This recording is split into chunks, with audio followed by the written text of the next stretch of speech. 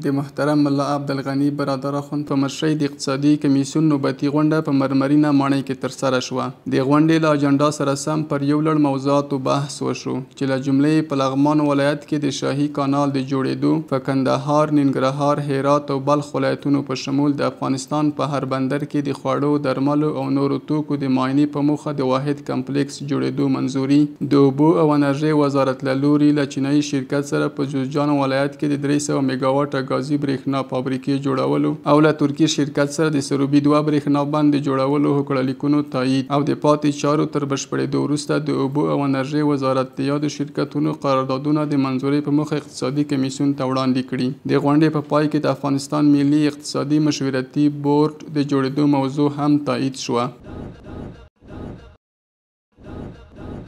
د محترم ملا عبدالغني برادر اخوند په حضور کې د کانونو او پټرولیم وزارت او چینایي کمپنۍ ترمنځ د آمو سیند حوزې د تیلو استخراج قرارداد لاسلیک شو.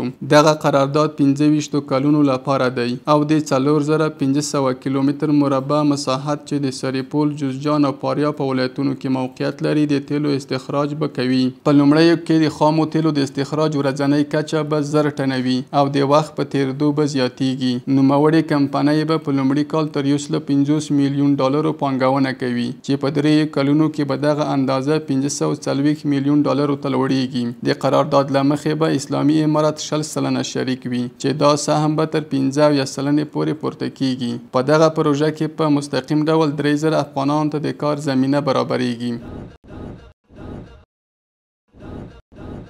محترم ملا عبدالغني برادر اخوند کونړ ولایت ته سفر وکړ. په دې سفر کې له محترم ملا صاحب سره د اطلاعات او فرهنګ وزارت سرپرست محترم خیر الله خیرخوا، د کورنیو چارو وزارت مرستیال محترم صدر ابراهیم، د کورنیو چارو وزارت له نشئی توکو سره د مبارزې معین ملا عبدالحق همکار او یو شمیر نور مسؤلین ملګري وو. محترم ملا صاحب په دې سفر کې د کونړ سیند د ناکامورا له لوري جوړ شوي کانالونه او یو شمیر نورو پروژو څخه لیدنه وکړه.